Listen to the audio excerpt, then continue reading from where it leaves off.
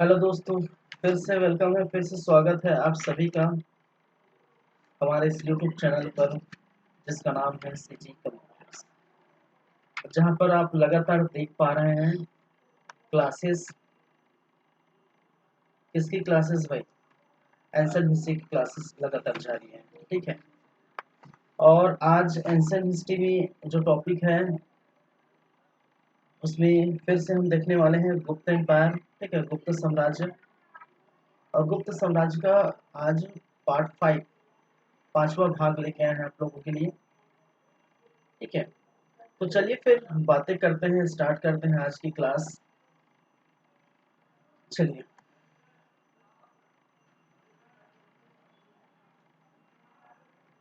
तो जैसे कि आप जानते हैं पिछले क्लास में पार्ट 4 देखे थे। ठीक है, चलिए थोड़ा बात कर लेते हैं क्या क्या हम देखने वाले हैं।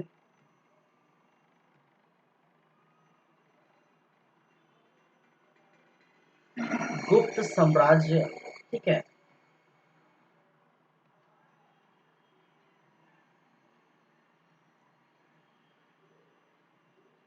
स्टार्टिंग में दिक्कत हो जाता है। गुप्त साम्राज्य। और गुप्त साम्राज्य, ठीक है, 390 ईस्वी से लेकर 550 ईस्वी तक ये रहा है। ठीक है,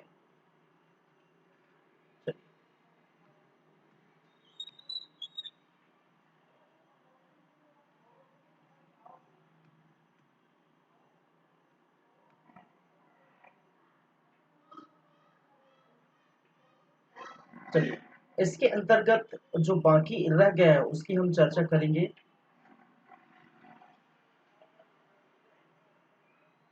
इसमें हम देखेंगे प्रमुख शासक अभी चल रहा है। ठीक है, क्या है? प्रमुख शासक की बातें हो रही है, प्रमुख शासक चल रहा है। पहली बातें, अब जैसे ही प्रमुख शासक खत्म हो जाता है तो हम बात करेंगे गुप्तकालीन प्रशासनिक व्यवस्था। ठीक है, गुप्तकालीन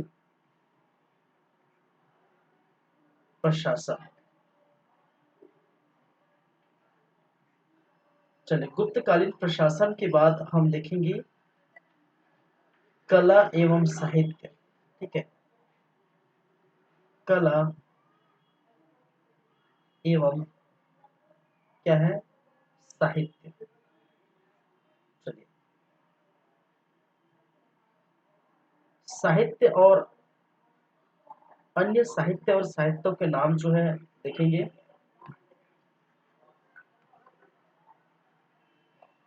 साहित्य एवं साहित्यकार। इस समय साहित्य और साहित्यकार और देखने को मिला था। उनकी रचनाएं जो है हम देखेंगे, कहने का मतलब है इनकी रचनाएं।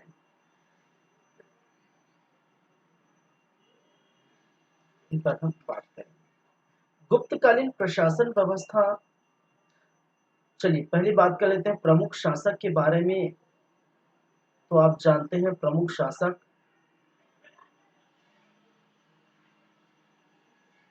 एक तो हम श्रीगुप्त के बारे में देख चुके हैं।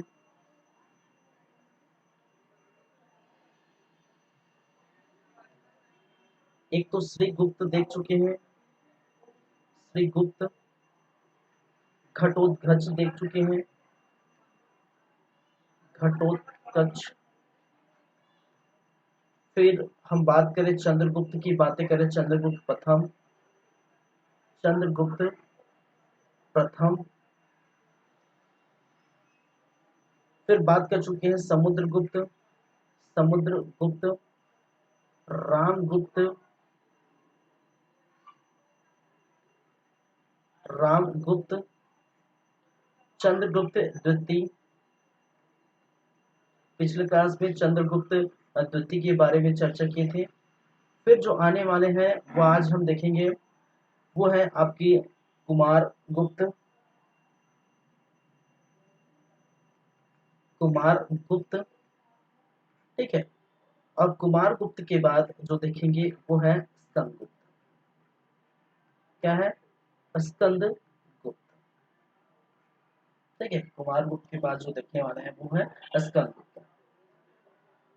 चलिए,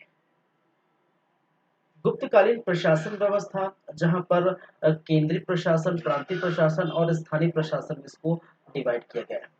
ठीक है, गुप्तकालीन प्रशासन व्यवस्था में केंद्रीय प्रशासन, केंद्रीय प्रशासन, प्रांतीय प्रशासन, प्रांत में जो प्रशासन को हम क्या कहते हैं, और प्रांतीय प्रशासन। और जानते हैं जैसे कि मौर्यकालीन प्रशासनिक जो संरचना थी उसमें प्रांत जो पति होते थे, कहने का मतलब प्रांत का जो शासक होता था वो राजा का ही जान पहचान, कहने का मतलब राजा की रिश्तेदार, उनके बेटे, खासकर उनके बेटे होते थे, उनके भाई। ठीक है, ये नाम तो उसी प्रकार यहाँ पर भी देखने को मिला। फिर स्थानीय स्थानीय प्रशासन, स्थानीय प्रशासन और स्थानीय प्रशासन में एक तरफ जो है आपको देखने के लिए जो है आपकी विषय या फिर जिसको जिला कहा जाता है। ठीक है, विषय के बारे में बात करेंगे। ठीक है, जब विषय के बारे में बात करेंगे, विषय या फिर जिसे जिला कहा गया है। ठीक है, फिर बात करेंगे आपके ग्राम के बारे में। विषय या इसको क्या कहते हैं भाई साहब, विषय या जिला कहा जाता है, इसकी हम चर्चा करेंगे। ठीक है, तो अभी बहुत टाइम बाकी है। ठीक है, क्योंकि आज जो है पार्ट 5 है, तो पार्ट 5 फिर पार्ट 5 भाग और हो सकते हैं। ठीक है, चलिए, कला और जो है साहित्य के अंतर्गत हम बात करेंगे। और कला और साहित्य में हम क्या देखने वाले हैं, एक तो जो है मैं इसको लिख देता हूँ, कला, गुप्तकालीन कला, गुप्तकालीन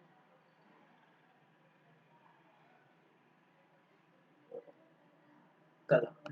ठीक है, और गुप्तकालीन इस कला में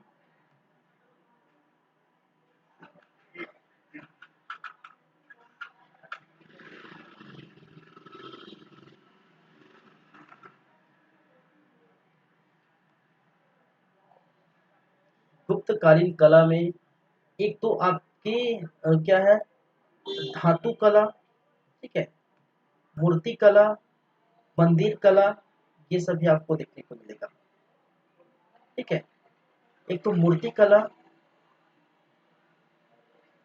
मूर्ति कला, मूर्ति निर्माण, फिर उन मूर्तियों को मंदिर में प्रविष्ट कराना है। ठीक है, गर्भगृह में प्रविष्ट कराना है, तो मंदिर निर्माण, बहुत सारे मंदिरों की बातें करेंगे, विभिन्न मंदिर निर्माण। ठीक है, किस प्रकार से द्रविड़ शैली क्या है, बेशर शैली क्या है, ये सब हम बातें करेंगे। ठीक है, चित्रकला। ठीक है, चित्रकला, इस समय कला में जो है चित्रकला की हम बातें करेंगे। धातु कला।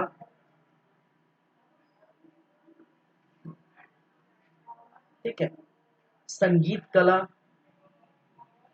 ये पर देखेंगे संगीत कला,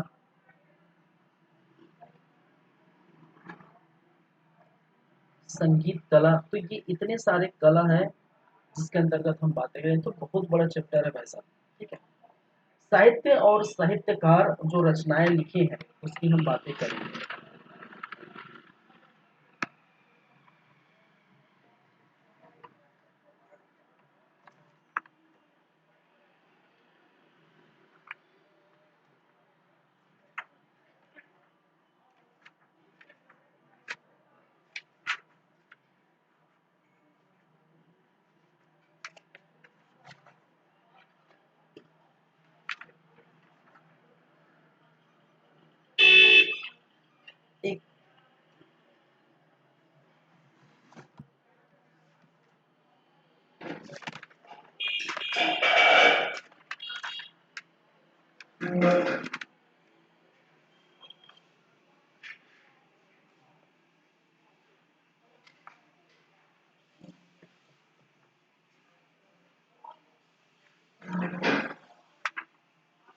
चलिए विज्ञान एवं प्रौद्योगिकी की भी बातें करेंगे।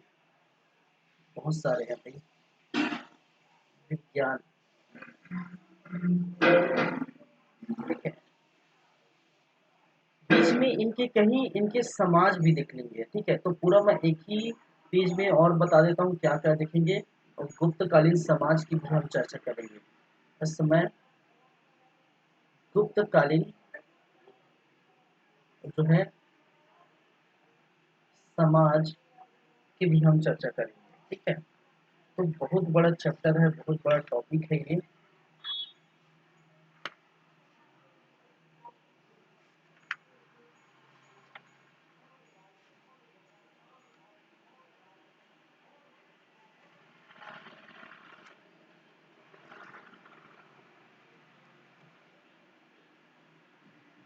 साथ ही साथ इनके अर्थव्यवस्था, अर्थव्यवस्था गुप्तकालीन अर्थव्यवस्था, अर्थव्यवस्था गुप्तकालीन समाज। इसको गुप्तकालीन है तो गुप्तकालीन ही रहेगा, तो यहाँ मैं ये लिख देता हूँ अर्थव्यवस्था, समाज एवं अर्थव्यवस्था, ठीक है। समाज की बातें होगी, फिर यहीं पर अर्थव्यवस्था की बातें होगी, अर्थव्यवस्था, ठीक है। तो धर्म की बातें होगी, धार्मिक जीवन, धर्म से रिलेटेड बातें। तो देख सकते हैं आप लोग, जाहिर सी बात है इतना बड़ा टॉपिक है, तो ये मोटा मोटी अभी अभी तो हम कहाँ पहुंचे हैं, अभी तो आए हैं, अभी तो आए हैं कहाँ पर, स्टार्ट होगा कुमार को, ठीक है। चलिए, तो इतनी सारी बातें अभी बाकी रह गई है। तो बेसिकली चलेगा 4 से 5 क्लास ये भी रहेगा, ठीक है। चलिए स्टार्ट करते हैं। और स्टार्ट करेंगे किससे, कुमार गुप्त से, क्योंकि पिछले जो 4 क्लास देखे हैं उसमें बहुत सारी बातें हो चुकी है प्रमुख शासकों में। पिछले क्लास में चंद्रगुप्त द्वितीय की बातें पूरी तरह से खत्म हो चुकी है। अब बात करेंगे कुमार गुप्त के बारे में, ठीक है। क्या है कुमार गुप्त। नेक्स्ट जो शासक है वो है कुमार गुप्त।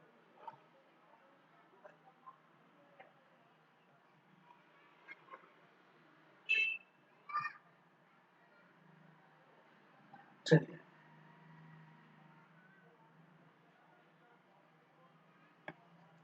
इस कुमार गुप्त और उसको कुमार गुप्त जिसका टाइम लाइन दिया गया है, समय 450 to 455 ईस्वी, ठीक है।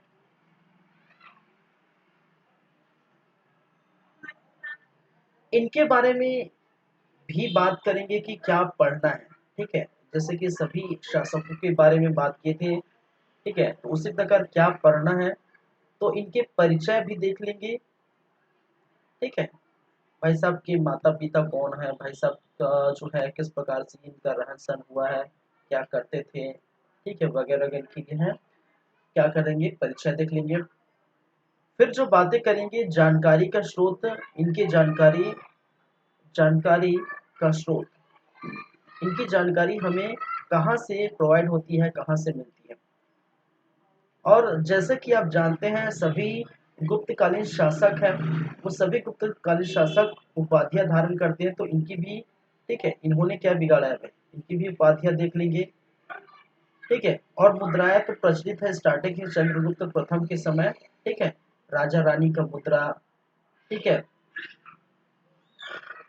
इस प्रकार की जो मुद्राएं हैं, राजा रानी का मुद्रा स्टार्टिंग से ही धारण किए, तो उसी प्रकार यहाँ पर भी मुद्रा देखने को मिलती है। चलिए, फिर मुद्राएं हो गई, उपाधियां हो गई। फिर यहाँ पर जो बात करेंगे हूणों का आक्रमण, ठीक है। यहाँ पर हूणों का आक्रमण,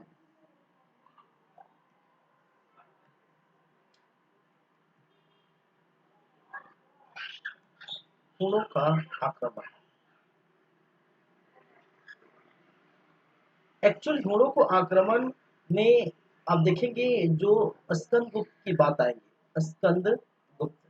कई जो लोग ये बोलेंगे कि ये घोड़ों का आक्रमण तो स्कंद गुप्त के समय हुआ था, लेकिन हाँ जी, स्टार्ट जो कुमार गुप्त के अंतिम समय पर, ठीक है, कुमार गुप्त के अंतिम समय पर जो है घोड़े जो है आक्रमण कर रहे थे, लेकिन कुमार गुप्त ने नहीं लड़े थे, स्कंद गुप्त ने उसको हराकर बाहर बना था। लेकिन स्कंद गुप्त के समय बहुत ज्यादा मात्रा में घोड़ों का आक्रमण किया गया था।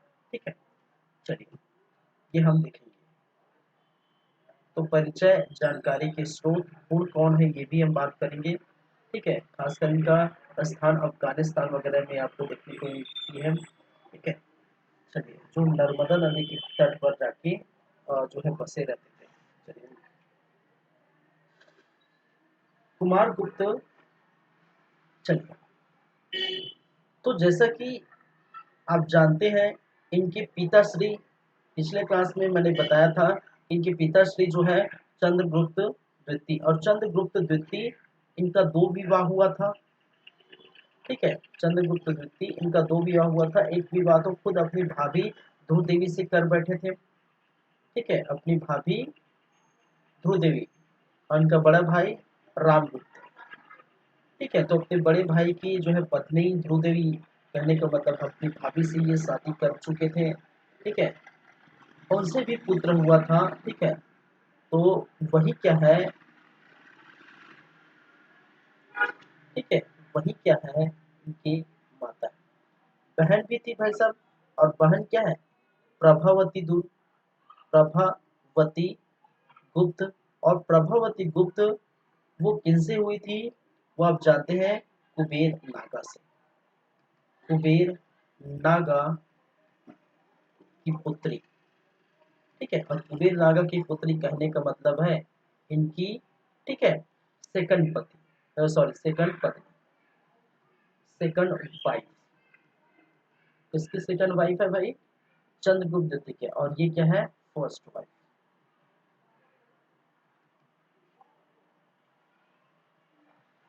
ठीक है, चलिए ये बात क्लियर है। याद रखिए इनके बारे में कहा जाता है,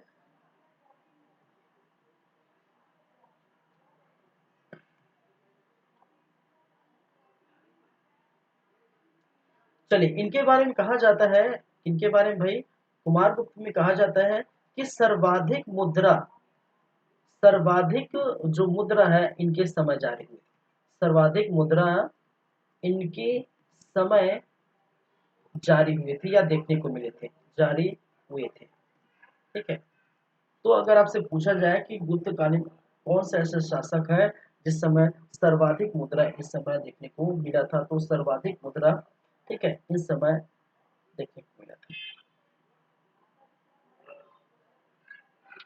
सर्वाधिक अभिलेख भी लिखवाए, कहा गया है गुप्तकालीन में। ठीक है, सर्वाधिक अभिलेख भी इस समय लिखवाए थे,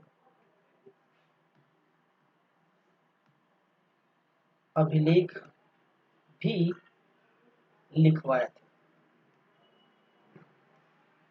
और अभिलेख, शिलालेख, गुहालेख, स्तंभलेख वगैरह लिखवाने का जो चलन में लाया कौन है भाई साहब, वो है अशोक। ठीक है, मौर्यकालीन जो महान शासक हुए उनमें से एक है अशोक। ठीक है, चलिए सर्वाधिक मुद्रा इन्होंने जारी किया। ठीक है, सर्वाधिक जो है लेख इन्होंने जो है लिखवाया। याद रखिए इनके निर्माण के बारे में कहा जाता है, इनका जो इन्होंने जो निर्माण किया है वो आप जानते हैं क्या है, नालंदा विश्वविद्यालय। ठीक है, कहाँ पर है भाई, कहाँ पर है, नालंदा विश्वविद्यालय। ठीक है, और इस नालंदा विश्वविद्यालय का निर्माण इन्होंने कराया था। Oxford university of Mahayana Buddha की इनको संज्ञा दी जाती है। इस जो नालंदा विश्वविद्यालय कहाँ पर है, बिहार पर है।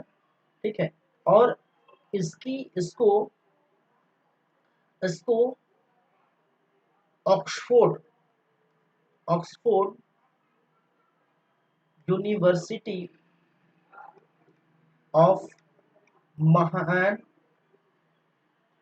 महायान बुद्धा,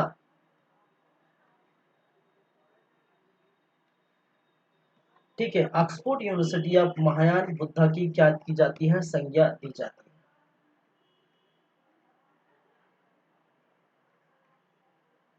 की संज्ञा दी जाती है।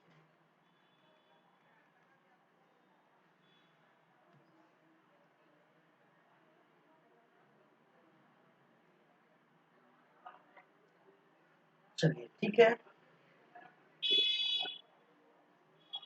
और आप जानते हैं इसी नालंदा विश्वविद्यालय को, ठीक है, जब हम पढ़ेंगे, ठीक है, मध्यकालीन और जो है भारतीय इतिहास, ठीक है, तो मध्यकालीन भारतीय इतिहास में स्टार्टिंग में, ठीक है, बहुत सारे ऐसे जो है जो बाहरी आक्रमण देखने को, ठीक है, मोहम्मद जो है गौरी वगैरह देखने को मिलेगा, ठीक है, महमूद गजनवी देखने को मिलेगा, ठीक है, और आपका जो है बाद में फिर ऐबक, ठीक है, कुतुबुद्दीन ऐबक, जहां पर आपको जो सल्तनत काल देखने को मिलेगा, ठीक है, उस समय जो है कुतुबुद्दीन ऐबक, और कुतुबुद्दीन ऐबक का एक सेनापति बख्तियार खिलजी, ठीक है, बख्तियार खिलजी ने इसी नालंदा विश्वविद्यालय को क्या किया गया है, तबाह किया गया था, ठीक है।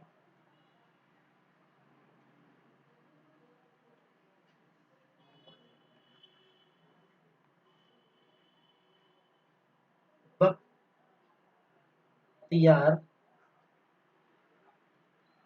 खिलजी, ठीक है, 1199 के आसपास, ठीक है, खिलजी जो कि क्या है, जो है ऐबक, कुतुबुद्दीन ऐबक का, जो कुतुबुद्दीन ऐबक का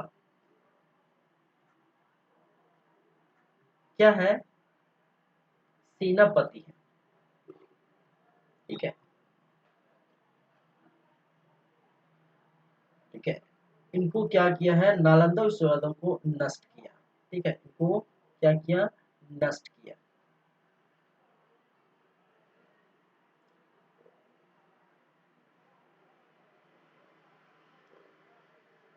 नालंदा को नष्ट किया,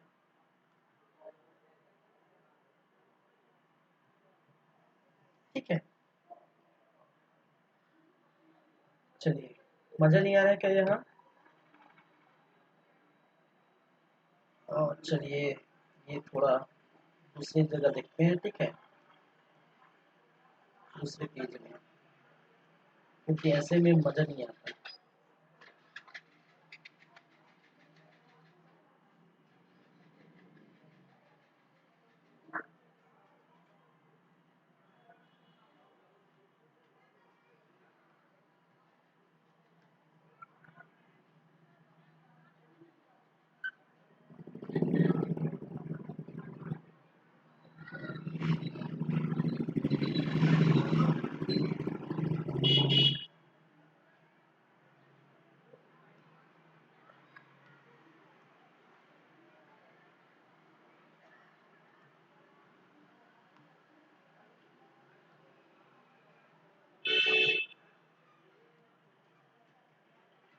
निर्माण, जानकारी के स्रोत, जानकारी के स्रोत,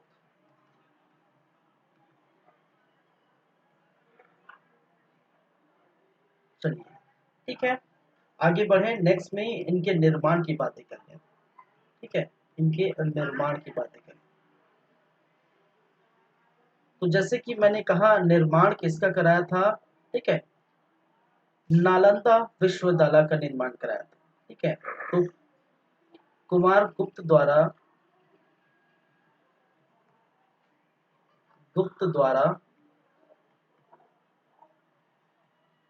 नालंदा विश्वविद्यालय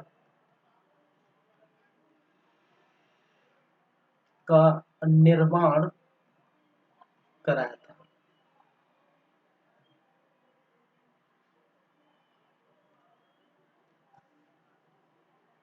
नालंदा विश्वविद्यालय को नालंदा विश्वविद्यालय को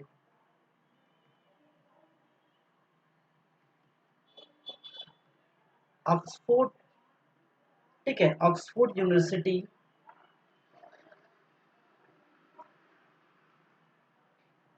ऑफ महायान बुद्धा, महायान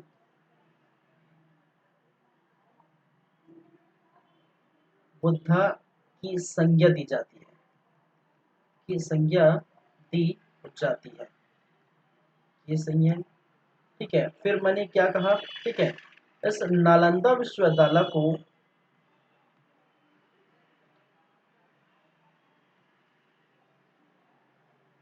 नालंदा विश्वविद्यालय का नष्ट, विश्वविद्यालय का नष्ट, ठीक है, ये किसने किया है, ये किया है आपके बख्तियार खिलजी, ठीक है, बख्तियार खिलजी जो 1199 में, ठीक है, और बख्तियार खिलजी, ठीक है, क्या थे, और जो कुतुबुद्दीन ऐबक का सेनापति, कुतुबुद्दीन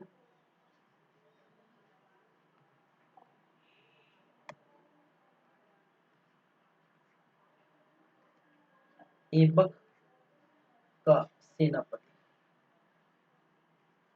ठीक है,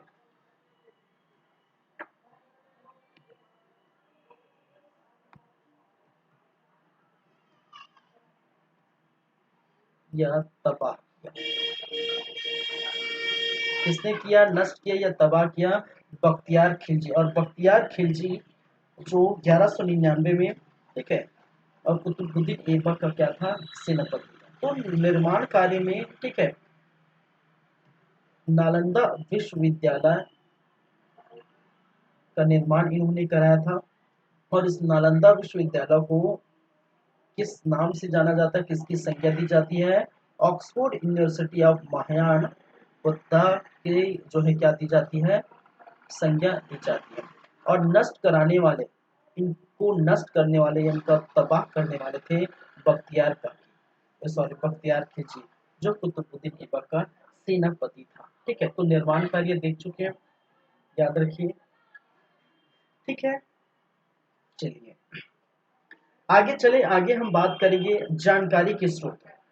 ठीक है, तो क्या ऐसे जानकारी के स्रोत क्या है कुमार गुप्त की, जिससे हमें जानकारी मिलती है। तो मैंने कहा था स्टार्टिंग में, ठीक है, तो इन्होंने बहुत सारे जो है मुद्रा इनके समय जारी हुए थे, बहुत सारे अभिलेख जारी हुए थे। ठीक है, तो जो अभिलेखों में, ठीक है, अभिलेखों से इनकी जानकारी मिलती है, इनकी मुद्राओं से भी जानकारी मिलती है।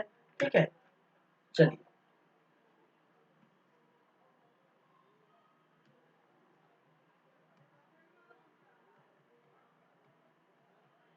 जानकारी के स्रोत, और जानकारी के स्रोत, जानकारी हमें मिलती है एक तो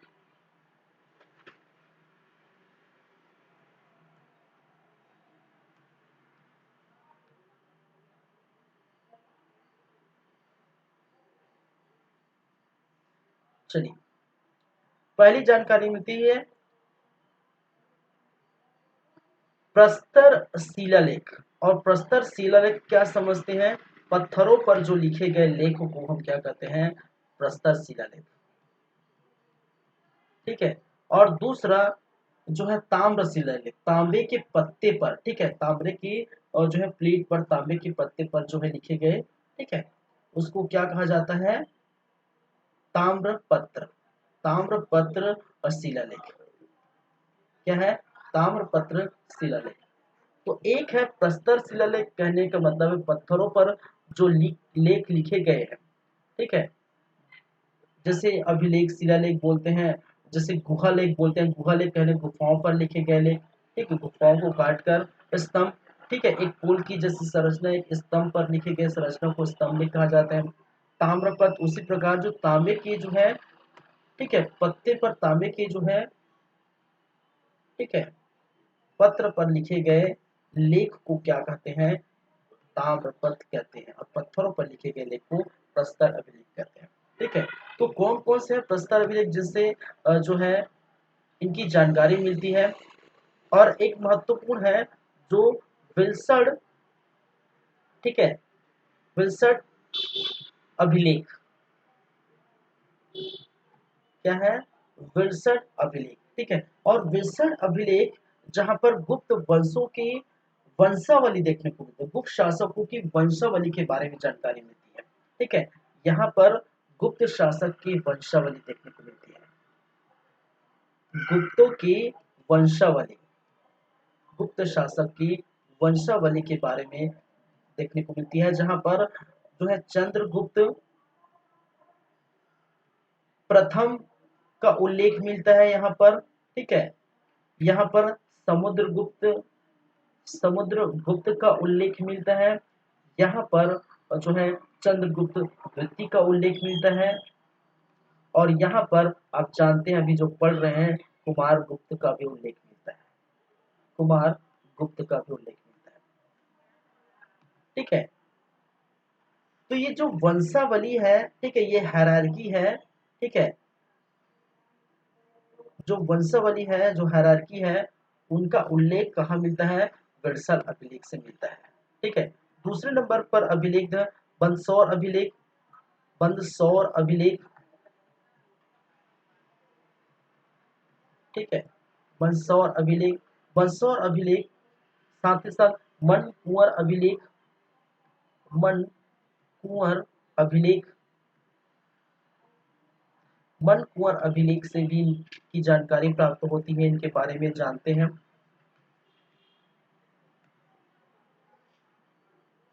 वहीं पर गढ़वा शिलालेख, गढ़वा शिलालेख,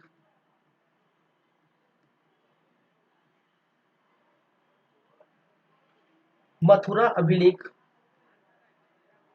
मथुरा अभिलेख, कमरदंडा अभिलेख, सॉरी करमदंडा, करमदंडा। ठीक है,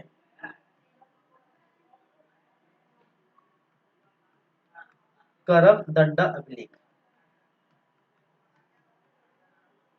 ठीक है, तो प्रस्तर शिलालेख जो पत्थरों पर लिखे गए शिलालेख में बेलसड़ अभिलेख, मंदसौर अभिलेख, मन कुंवर अभिलेख, गढ़वा शिलालेख, मथुरा अभिलेख, कमरदंडा अभिलेख। ठीक है, ये क्या है, चलिए वहीं पर बात करें ताम्र में जो देखने को मिलता है वो धनदेह ताम्रपत्र। ठीक है, ताम्रपत्र में एक तो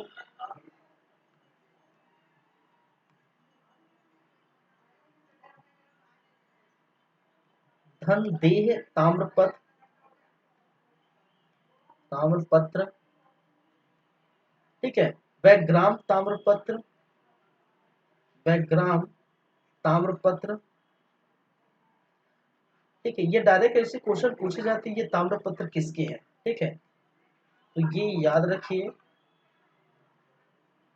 दामोदरपुर ताम्रपत्र, दामोदरपुर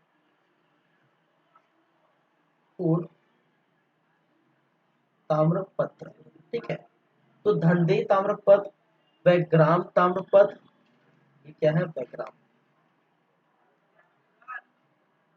दामोदर पूर्व ताम्रपत्र।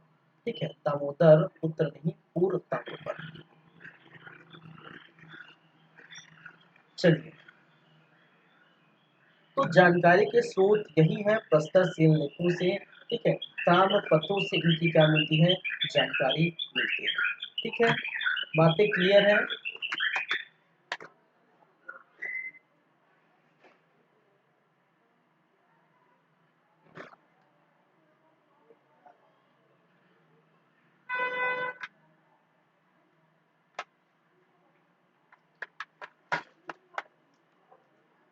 चलिए,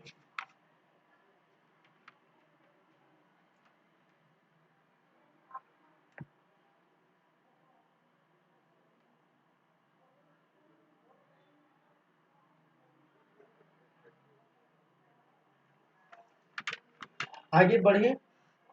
और आगे की कहानी क्या है भाई साहब, आगे जो है इनकी क्या बातें हैं, उपाधियां देखेंगे, जानकारी के स्रोत हो गए उपाधि, मुद्राएं और गुणों का आक्रमण की थोड़ा बातें कर लेंगे, फिर बात ज्यादा बातें स्कंदगुप्त के समय होंगी।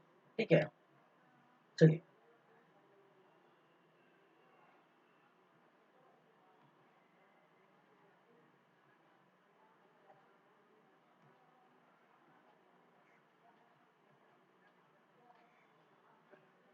चलिए उपाधियां, तो जैसे कि आप जानते हैं, ठीक है, उपाधि तो सभी ने प्राप्त की थी। ठीक है, स्टार्टिंग से जो श्रीगुप्त से लेकर महाराज की उपाधि जो श्रीगुप्त ने जो है धारण की थी, फिर लगातार चंद्रगुप्त ने महाराजाधिराज, फिर लगातार, ठीक है, समुद्रगुप्त के समय भयंकर भारी भयंकर जो है उपाधि देखने को मिली थी।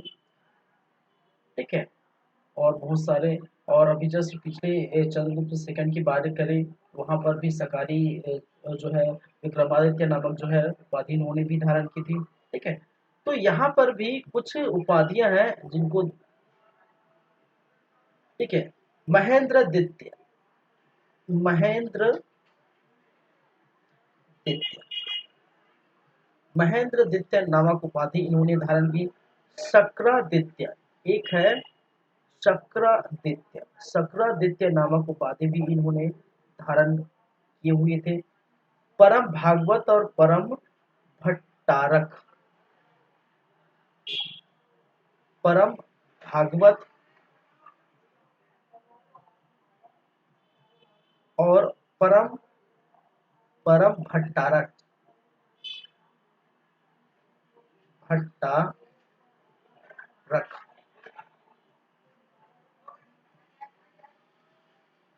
तो चंद्रगुप्त द्वितीय ने भी परम भागवत और परम भट्टारक की जो है उपाधि धारण की।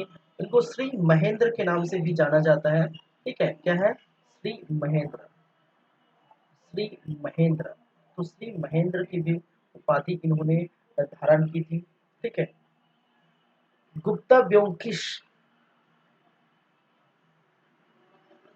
गुप्ता व्योमकिश की भी उन्होंने उपाधि धारण की। ठीक है, तो कुछ उपाधियां हैं जो देख सकते हैं यहाँ पर। चलिए,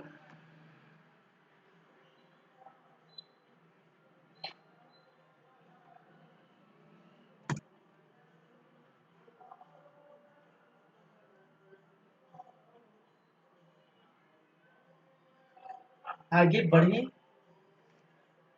चलिए, यहीं पर हम बात कर लेते हैं, ज्यादा पेज खाने की जरूरत नहीं है। ठीक है, तो इसी को मैं क्या कर लेता हूँ, इधर मैं बना लेता हूँ उपाधियां, उपाधियां, क्योंकि स्पेस है, स्पेस हो जाएगा। ठीक है, और यहीं पर जो है,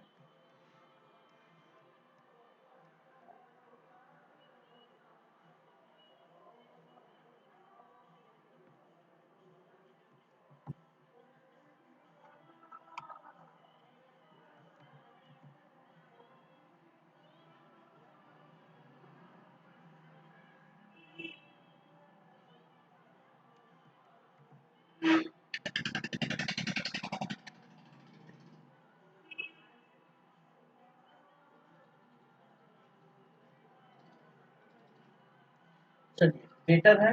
ठीक है, उसको हाफ कर दिया, काट दिया। तो यहाँ पर जो उपाधियां हो गई, यहाँ पर मुद्राएं देख। ठीक है, क्या है, मुद्राएं।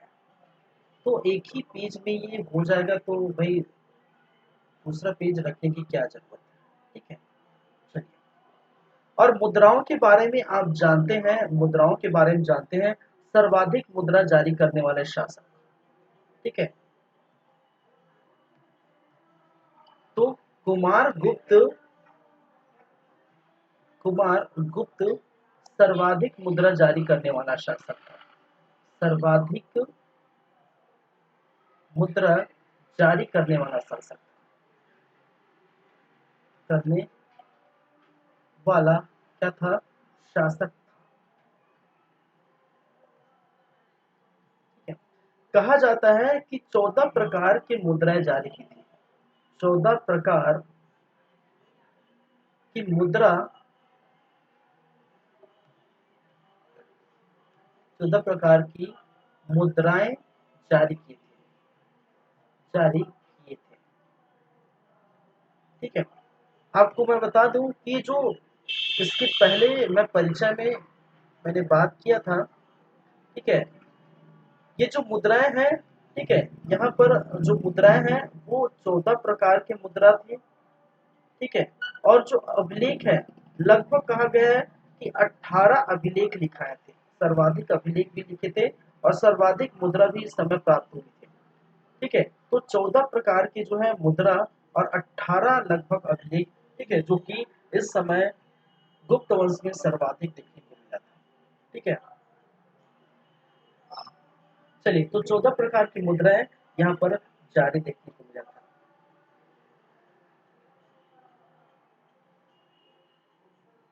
ठीक है, और 14 प्रकार मुद्राओं में अगर बोला जाए, जबकि सर्वाधिक जो है, ठीक है, सर्वाधिक जो स्थान से मुद्रा मिली, ठीक है, सर्वाधिक,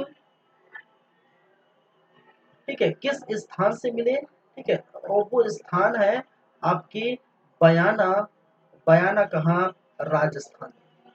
ठीक है, बयाना राजस्थान, और बयाना राजस्थान में लगभग 623 मुद्राएं प्राप्त, मुद्राएं प्राप्त।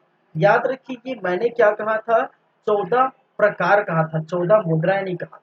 ठीक है, याद रखिए, 14 प्रकार कहा था।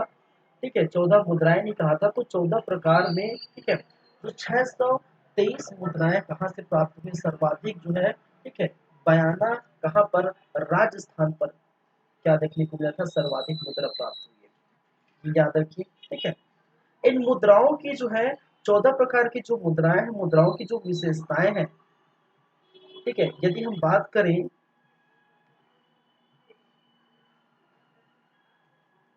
मुद्राओं की जो विशेषताएं हैं वो देखने लायक है, कहने का मतलब है। अब देखिए, मुद्रा पर पहले अगर हम बात करें तो आप चंद्रगुप्त द्वितीय की मुद्रा देखें, चाहे आप समुद्र की मुद्रा देखें, समुद्र की मुद्राओं में आप देखेंगे समुद्रगुप्त को वाणी बजाते हुए, समुद्रगुप्त को, ठीक है, वाणी बजाते हुए उनको जो दिखाया गया, शेर का शिकार करते हुए उनको दिखाया गया, व्याघ्रराज की उपाधि धारण की थी, तो व्याघ्र का जो शेर का जो है शिकार करते हुए दिखाए। चंद्रगुप्त द्वितीय में भी वो जो मुद्रा है, ठीक है, वो भी झलकने को देखने को मिलता है। ठीक है, वहां पर भी जो है हंसी का शिकार करते हुए दिखाया। ठीक है, फिर उनकी जो है, और जो शासकों में पति पत्नी वाला जो मुद्रा जो है चंद्रगुप्त प्रथम की जो मुद्रा में है, ठीक है, पत्नी पत्नी का गरुड़ का चित्र यहाँ पर देखने को मिलता था कई मुद्राओं में। ठीक है, इनके पहले जो शासक थे गरुड़ का चित्र देखने को मिलता था, लेकिन यहाँ की जो मुद्रा है, कुमार गुप्त की जो मुद्रा है, यहाँ पर जो भगवान जो है कार्तिकेय का चित्र और गरुड़ के स्थान पर मयूर का चित्र देखने को मिलता है। ठीक है, तो एक तो पहली बात तो भारी भरकम मुद्रा थी, भारी भरकम मुद्रा। ठीक है, भारी भरकम मुद्राएं इनके समय देखने को मिलती थी। ठीक है, और इन मुद्रा में, ठीक है, अंदर जो है, अंदर तांबे का होता है। ठीक है, तांबा, और जो भीतर भीतरी पार्ट, भीतरी पार्ट, ठीक है, अंदर जो है, भीतरी कहने का मतलब है बाहरी भाग, अंदर और भीतरी मतलब एक ही है। ठीक है, बाहरी भाग जो है किसका, चांदी का, या फिर ऊपरी भाग, ऊपरी भाग चांदी का परत होता था, चांदी का, सिल्वर का परत होता था। ठीक है, इन मुद्राओं में भगवान कार्तिकेय, ठीक है, का चित्र, भगवान कार्तिकेय एवं मयूर का चित्र देखने को मिलता था। इन मुद्राओं में भगवान कार्तिकेय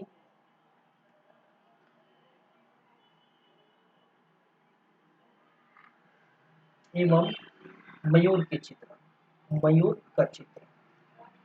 ठीक है, मुद्रा में भगवान कार्तिकेय में, कार्तिकेय कौन थे भाई, कार्तिक कौन था, शिव का पुत्र। ठीक है, कार्तिकेय जो है शिव का पुत्र,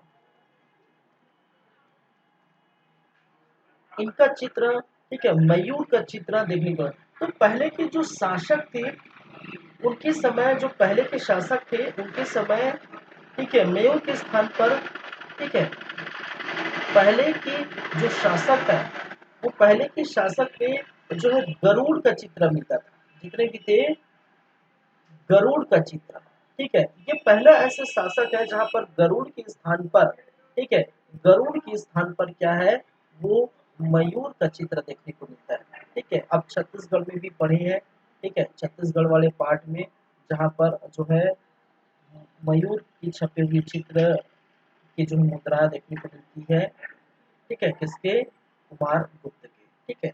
आई थिंक कहाँ पर, दुर्ग वगैरह, दुर्ग और जो है रायपुर के आसपास, ठीक है। तो इस शिव के पुत्र कार्तिकेय और मयूर का चित्र देखने को मिला। अंदर जो है तांबे का जो है, ठीक है, मुद्रा था तांबे का बना, वहां पर ऊपरी भाग में चांदी की परत लगाई हुई थी और भारी भरकम वजनी, ठीक है, वजनी भारी भरकम मुद्रा देखने को मिलता है, ठीक है। अगर इससे क्या देखने को मिलता है कि ये शिव के पुत्र की कार्तिकेय का ये चित्र है, इसका मतलब कुमार गुप्त क्या थे, कुमार गुप्त, कुमार गुप्त क्या थे, शैव धर्म को मानते थे, ठीक है, शैव के अनुयायी थे, ठीक है। लेकिन भाई साहब जहां पर आपने देखे हैं, ठीक है, हमने देखे हैं, यहाँ पर जब मंदिर की बात करेंगे, ठीक है, मंदिर की बात करेंगे, ठीक है, तो मंदिर वगैरह की बात करेंगे तो उसके बाद जो है कई यहाँ पर जो शासक थे वैष्णव धर्म को भी मानते थे, ठीक है, शैव धर्म को ही अनुयायी थे, वैष्णव स्कंद गुप्त के बारे में हम बात करेंगे। सुदर्शन झील का निर्माण कराया था, सॉरी, पुनः निर्माण कराया था स्कंद गुप्त ने, और वहीं किनारे पर शिव मंदिर का भी निर्माण कराया था, ठीक है। तो ये शिव के जो है शिव, सॉरी, विष्णु मंदिर का निर्माण कराया था, किसने, स्कंद गुप्त ने विष्णु मंदिर का निर्माण कराया था। जब सुदर्शन झील का पुनः निर्माण कराया गया था तो वो हम देखेंगे, ठीक है। तो कुमार गुप्त जो कि शैव के अनुयायी थे, शिव को मानते थे, ठीक है, क्योंकि इस समय बात करें इनके चित्र में इनके पुत्र कार्तिकेय का चित्र था, मयूर का चित्र था, ठीक है। चले तो इनसे जो इतिहासकार यही, ठीक है, इनका मत है इतिहासकारों का यही, ठीक है। तो एक तरफ हम क्या देख चुके हैं भैया, एक तरफ हम देख चुके हैं इनकी उपाधियां और इनकी मुद्राओं भी एक ही पेज में हम देख लेंगे, ठीक है। चलिए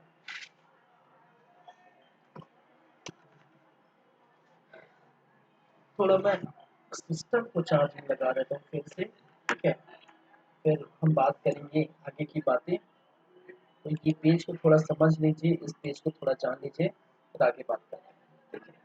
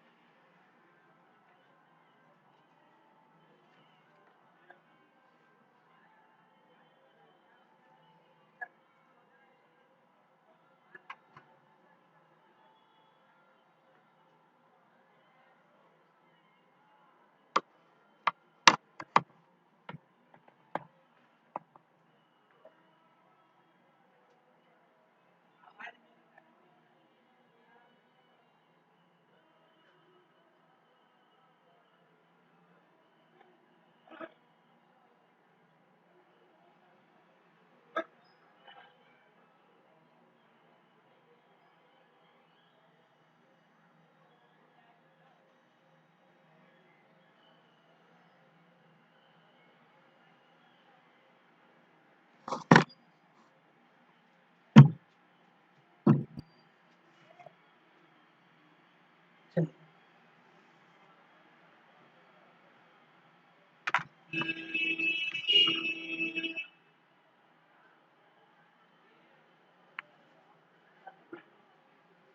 चलिए आगे बढ़िए, आगे की कहानी देखिए, ठीक है, आगे बढ़ते हैं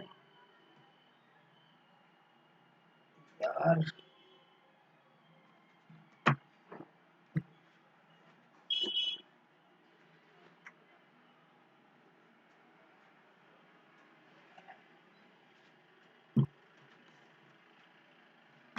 चलिए ठीक है,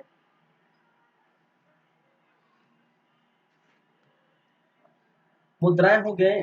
लास्ट में ये जो है हुणों का आक्रमण, ठीक है, क्या है,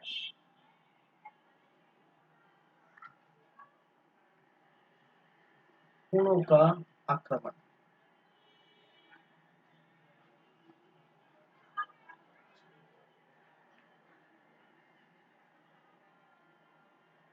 चलिए, हुणों का आक्रमण एक्चुअली में बोल सकते हैं जो हुआ था वो स्कंदगुप्त के समय हुआ था, ठीक है। चलिए, एक हुण के जो नेता है, हुणों के जो नेता है, ठीक है, वो पुष्यगुप्त, ठीक है, पुष्यगुप्त नामक जो है हुण के नेता है। तो कुमार गुप्त के अंतिम समय पर, ठीक है, कुमार गुप्त के, ठीक है, क्या है, कुमार गुप्त के अंतिम समय पर, अंतिम समय पर, ठीक है, क्या किया था, हुणों ने आक्रमण किया था, हुणों का आक्रमण हुआ था, आक्रमण हुआ था, ठीक है। तो ये छोटे मोटे जो नेता है, ठीक है, पुष्य, और जो स्कंद गुप्त है, स्कंद गुप्त ने ही, स्कंद गुप्त ने ही हुणों को पराजित किया था, ठीक है, स्कंद गुप्त ने ही हुणों को पराजित कर, पराजित कर उनको देश निकाला किया था, देश और निकाला किया था, ठीक है। लेकिन यहाँ पर देखने वाली बात है, जब कहा जाता है कि स्कंदगुप्त इस युद्ध पर थे, ठीक है, हुणों के जो आक्रमण थे, ठीक है, हुणों के आक्रमण का ये जब मुकाबला कर रहे थे तो ये देश निकाला कर रहे थे, देश से भगा रहे थे। तो उसी समय, इसी उपरांत, इसी समय कहा जाता है, इसी समय, ठीक है, कुमार गुप्त की मृत्यु हो जाती है, कुमार गुप्त की, कुमार गुप्त की क्या हो जाती है, मृत्यु हो जाती है, ठीक है। कहा जाता है कि स्कंदगुप्त जब आक्रमण, ठीक है, जब इनका हुआ था हुणों का, तो स्कंदगुप्त इनको भगाने गए थे। तब जब वापस आके देखते हैं, ठीक है, घर वापस आ गए थे, भाई साहब मेरे पिता तो क्या हो गए, मेरे पिताश्री तो, ठीक है, ऊपर चले गए, सिधार गए, ठीक है।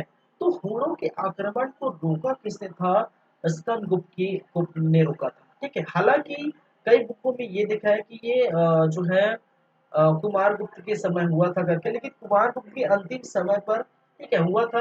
लेकिन स्कंद गुप्त ने इन पराजय उनको पराजित किया था, इसको देश निकाला था, ठीक है। और जिनकी चर्चा और जिनका उल्लेख हमें कहाँ से मिलता है, इसका उल्लेख कहाँ से मिलता है, इसका भीतरी गांव अभिलेख से।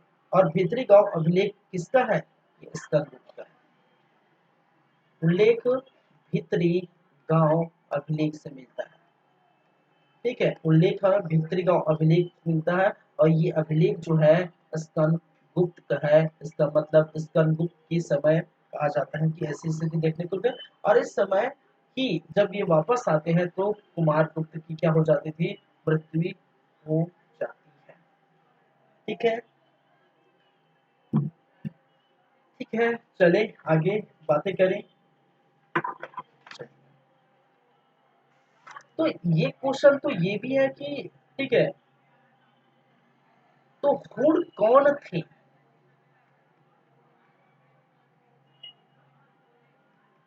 ठीक है, क्या है। अब अगर दिक्कत ये बात, सॉरी, बात ये है, जब हुणों के आक्रमण की बातें कर रहे हैं तो ये भी तो जानना जरूरी है कि हुण कौन थे, ठीक है, हुण कौन थे।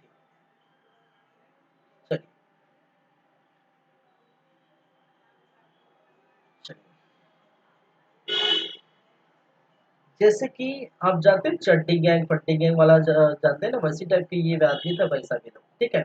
हुण जो है ऐसे स्थान पर रहते थे, ठीक है, जो हुण का जो स्थान है, ठीक है, इनका जो स्थान है, इनका जो स्थान था वो फारस के आसपास आपको देखने को मिलता है, ठीक है, भारत के जो पश्चिमी भाग में, ठीक है, फारस, फारस से खितान तक इनका जो है खैतान तक जो है इनका फैला हुआ था। और इसकी जो एक तरह से मुख्य राजधानी, इनकी जो राजधानी थी वो अफगानिस्तान। तो अफगानिस्तान के आसपास का ये क्षेत्र है जहां पर ये रहते हैं, ठीक है। और बाद में भारत पर भारत में नर्मदा नदी के तट पर बसे हुए थे। नर्मदा के तट पर क्या हुए थे, बसे थे, ठीक है। तो ये क्या करते थे, ठीक है, कमजोर शासक हो गया, ठीक है, या अगर वो राज्य थोड़ा खाली हो गया तो वहां पर देख के क्या कर देते हैं, आक्रमण कर देते हैं। तो ऐसे जो है क्या थे, आक्रमणकारी थे, ठीक है, जो बाहरी से आए हुए थे, ठीक है,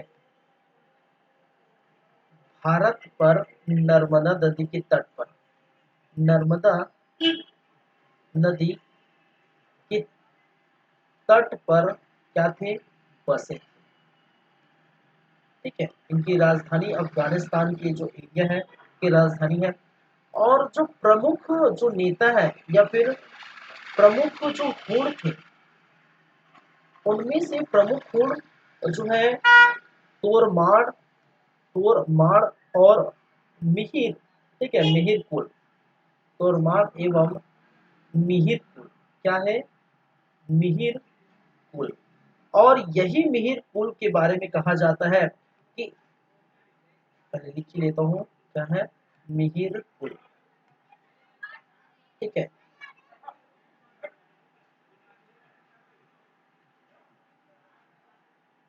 और इसी मिहिर कुल के बारे में कहा जाता है कि ये मिहिर कुल बौद्ध धर्म का, ठीक है, बौद्ध धर्म का बहुत ही ज्यादा बौद्ध धर्म से बहुत ही ज्यादा घृणा करते थे, ठीक है।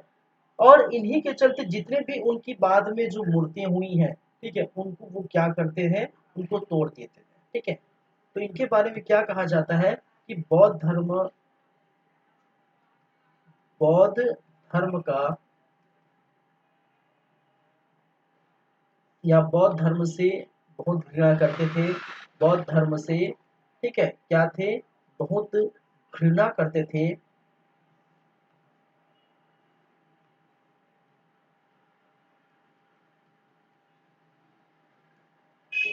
ठीक है। एवं बुद्ध से या बौद्ध से रिलेटेड मूर्तियां तोड़ देते थे, मूर्तियां तोड़ देते थे, ठीक है। तो वो कौन करते थे भाई साहब, वो करते थे मिहिर कुल, ठीक है।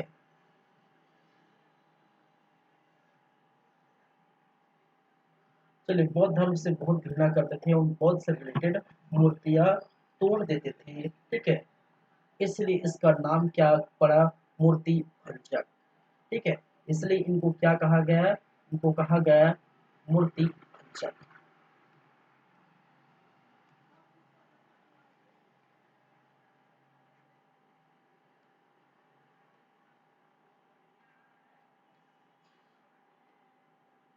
चलिए, ठीक है।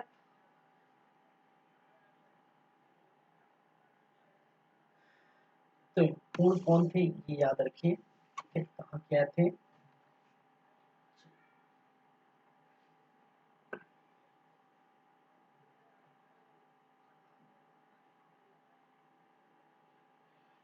आगे बढ़े, आगे की कहानी देखें, और आगे की कहानी में हम बात करेंगे स्कंदगुप्त की, और स्कंदगुप्त में ज्यादा कुछ खास नहीं है, ठीक है। कुमार गुप्त के बाद हम बात करेंगे स्कंदगुप्त के बारे में, और स्कंदगुप्त लास्ट का जो है स्कंदगुप्त, ठीक है।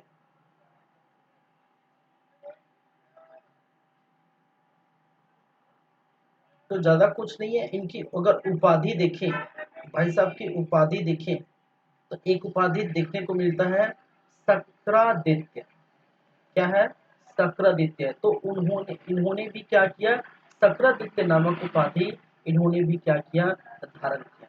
यहाँ पर सक्रादित्य उपाधि जो है कुमार गुप्त ने भी धारण किया था, ठीक है। तो इन्होंने भी क्या किया, सक्रादित्य नामक उपाधि ये धारण किए, चलिए,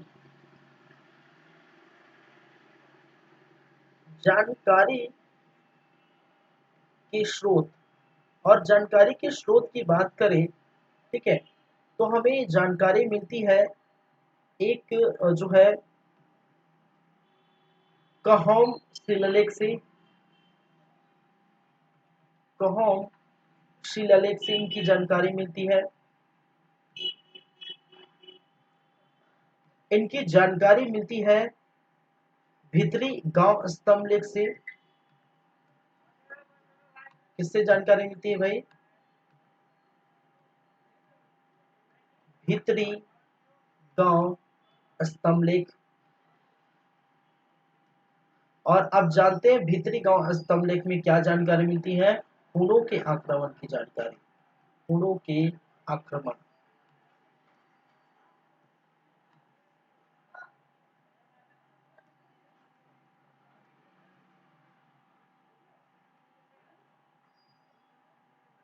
की जानकारी, ठीक है, हूणों के आक्रमण की जानकारी कहां से मिलती है? इस भीतरी गांव स्तंभ लेख से। फिर जूनागढ़ अभिलेख, ठीक है, क्या है? जूनागढ़ अभिलेख, जूनागढ़ अभिलेख। और जो जूनागढ़ अभिलेख है उनमें आप जानते हैं इसमें सुदर्शन झील के पुनः निर्माण की जानकारी मिलती है। सुदर्शन,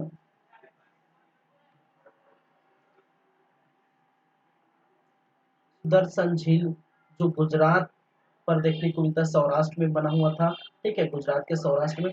तो सुदर्शन झील के पुनः निर्माण की जानकारी, पुनः निर्माण की जो है जानकारी कहाँ से मिलती है? वो जानकारी मिलती है आपके जूनागढ़ और जो है अभिलेख से। इंदौर ताम्रपत्र, ठीक है, एक है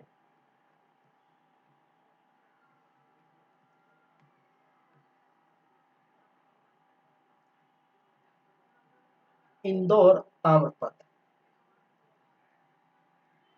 इससे भी जो है जानकारी मिलती है। एक है सुपिया लेख, सुपिया लेख से भी इनकी जानकारी प्राप्त होती है, ठीक है।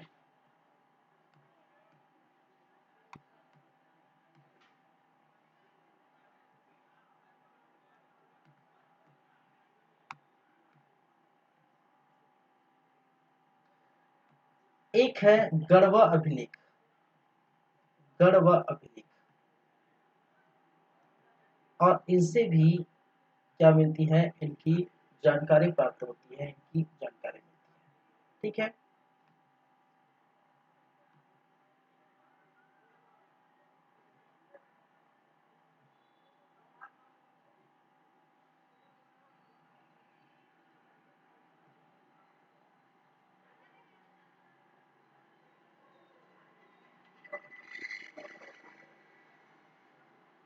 चलिए, ठीक है,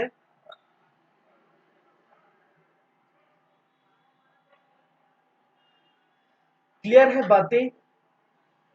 क्लियर है ना भाई?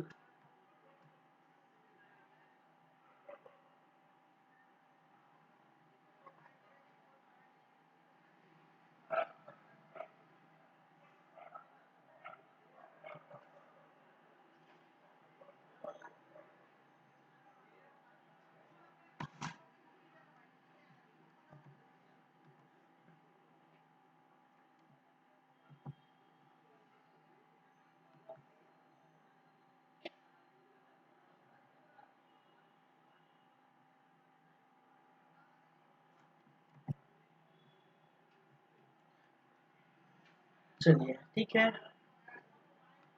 थोड़ा बहुत कलाकारी भी कर लेता हूँ मैं।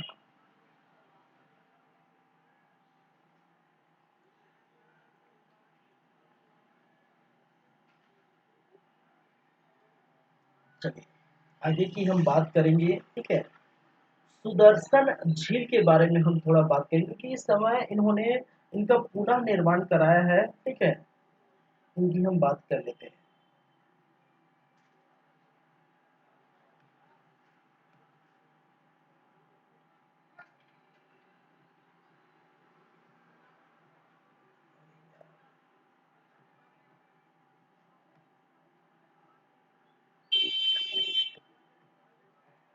सुदर्शन झील।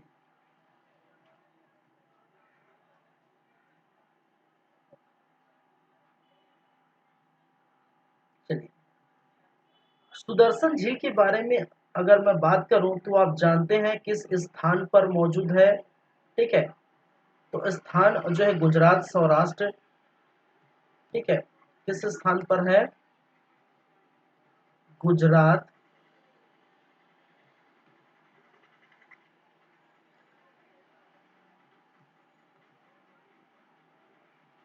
या सौराष्ट्र, कहाँ पर? गुजरात पर।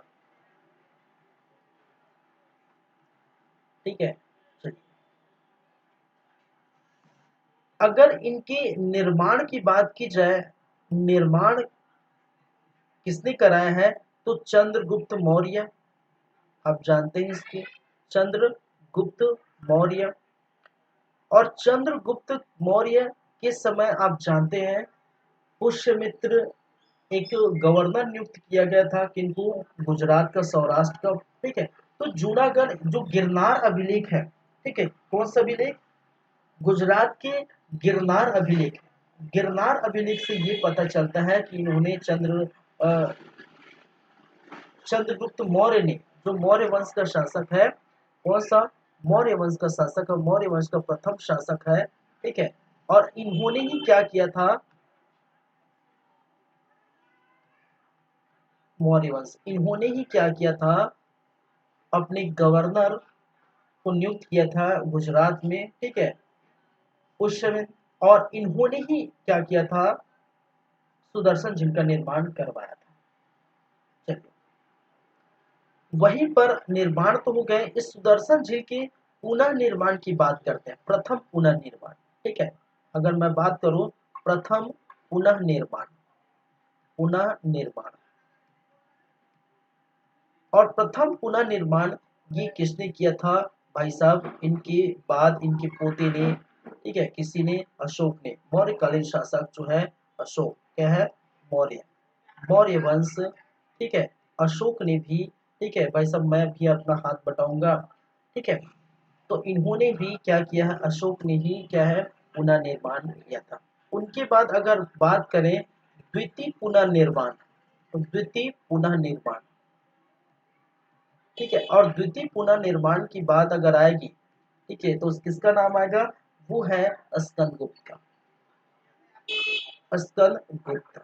और स्कंदगुप्त जो कि गुप्त वंश से ताल्लुक रखते हैं, भी पढ़ रहे हैं, गुप्त वंश के ताल्लुक रखते हैं। और स्कंदगुप्त के बारे में, ठीक है, ये देखने को मिलता है कि स्कंदगुप्त का जो है गवर्नर, ठीक है, स्कंदगुप्त का गवर्नर, और गवर्नर का नाम है प्रणदत्त। ठीक है, स्कंदगुप्त का एक गवर्नर था, और गवर्नर जिसका नाम था प्रणदत्त, प्रणदत्त। और प्रणदत्त का क्या था? पुत्र था। और पुत्र,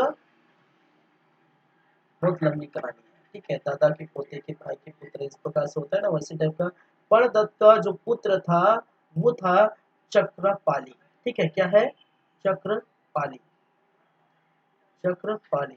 और इसी चक्रपाली ने क्या किया था? ठीक है, सुदर्शन जी का पुनर्निर्माण कराया था। इस हुई ने क्या किया था? सुदर्शन झील का पुनर्निर्माण, पुनर्निर्माण कराया था। ठीक है, और यही सुदर्शन झील के पास में ही, ठीक है, सुदर्शन झील के पास में ही विष्णु मंदिर का जो है निर्माण कराया था। सुदर्शन झील, सुदर्शन झील के समीप विष्णु मंदिर का भी निर्माण कराया था। विष्णु मंदिर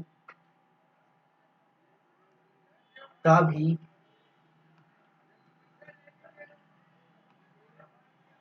निर्माण कराया था।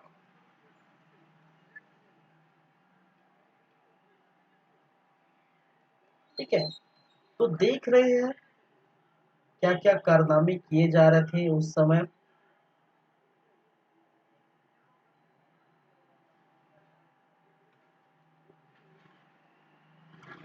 इनका पुत्र क्या है भाई साहब, चक्रपाली पणदल इनके गवर्नर थे। ठीक है, इनके गवर्नर थे, स्कंदगुप्त के क्या थे, गवर्नर थे।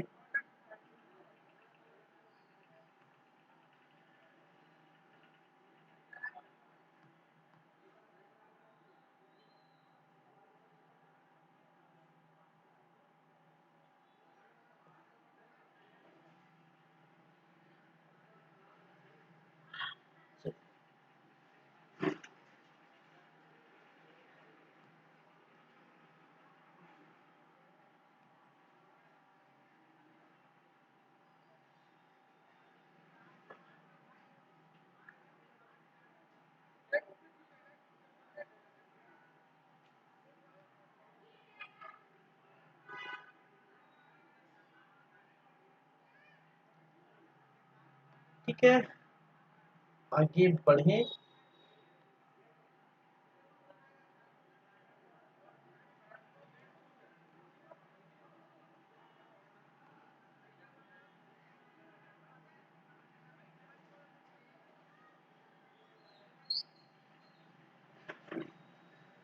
ये क्या है, पणदत्त है ना, ये है क्या है, पणदत्त।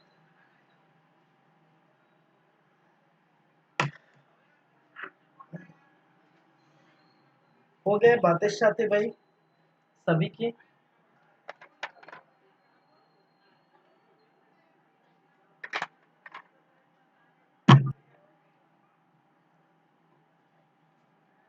चलिए,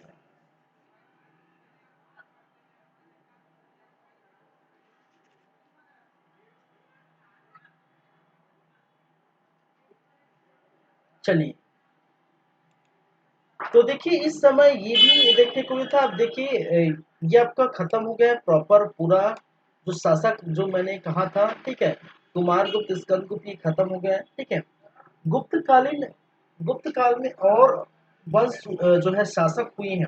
ठीक है, जैसे कि पूर्व गुप्त, नरसिंह गुप्त, बालादित्य, कुमार गुप्त सेकंड। ठीक है, फिर आपके जो है भानुगुप्त, वैशगुप्त, बुधगुप्त, ऐसे बहुत सारे ऐसे शासक हुए। ठीक है, लेकिन ऐसे शासक जो इतने बड़े साम्राज्य को संभालने में क्या थे, ठीक है, उतने सक्षम नहीं थे। तो धीरे धीरे क्या हो गया, पतन होते गया। ठीक है, धीरे धीरे क्या हो गया, पतन हो गया। और पतन होने के बाद जो है अलग अलग स्थानों पर, ठीक है, कहीं पर मौखरी वंश, कहीं पर जो है क्या है आपके पुष्यभूति वंश थानेश्वर के स्थान पे, तो अलग अलग स्थानों पर जो है छोटे छोटे राज्य ने क्या किया, शासन संभाल लिया था। ठीक है, तो इस प्रकार से इनका पतन हो गया था। ठीक है, तो यही था स्कंदगुप्त की जो चीजें बाद में है लास्ट में, और याद रखिए। चलिए, विष्णु गुप्त तृतीय को गुप्त वंश का अंतिम जो है शासक बोला जाता है। तो ये भी अगर लिखना चाहे तो ये लिख सकते हैं। ठीक है,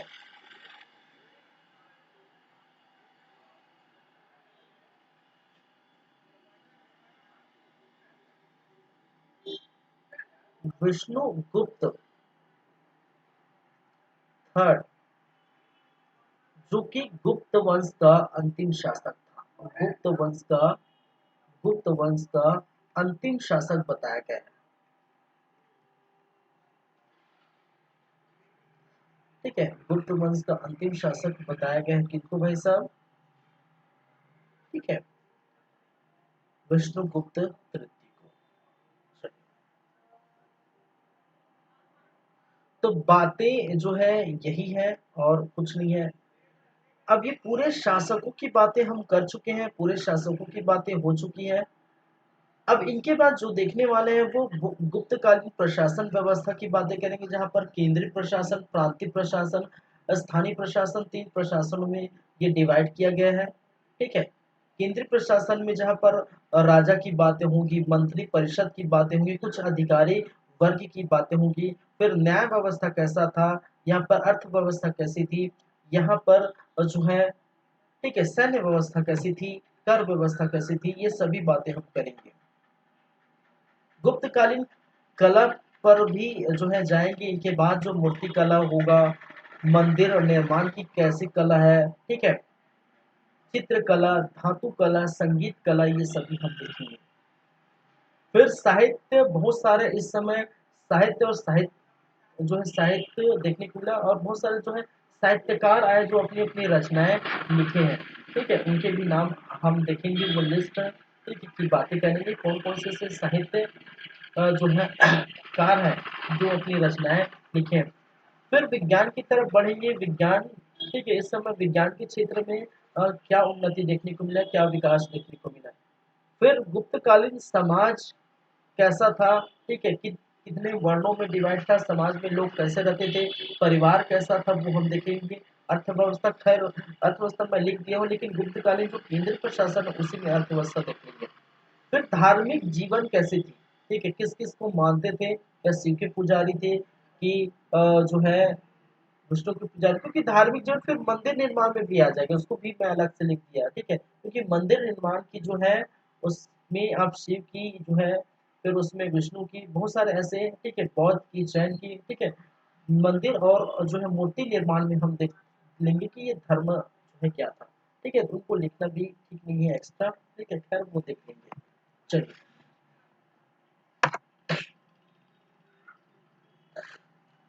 ठीक है, तो आज की क्लास हम यहीं पर रखना चाहते हैं, क्योंकि अब नए सिरे से गुप्तकालीन प्रशासन स्टार्ट होगा। ठीक है, अब ये सब शासकों की बातें हम कर चुके हैं, तो नए सिरे से हम देखेंगे इनके प्रशासन व्यवस्था की बातें करेंगे।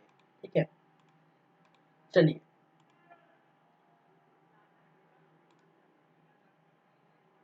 चलिए फिर तो आज जो है फिफ्थ क्लास था।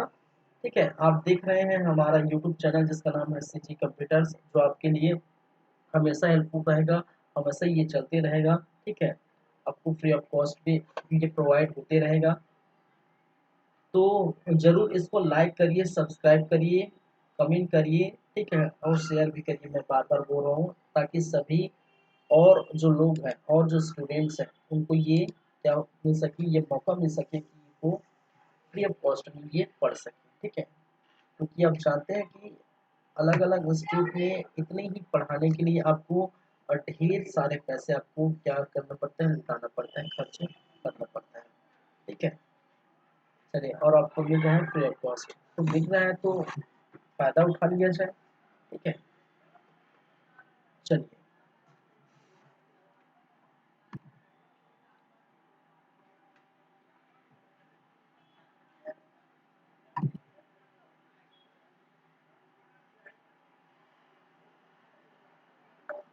ठीक है, आगे बढ़े, कहने का मतलब चलते हैं,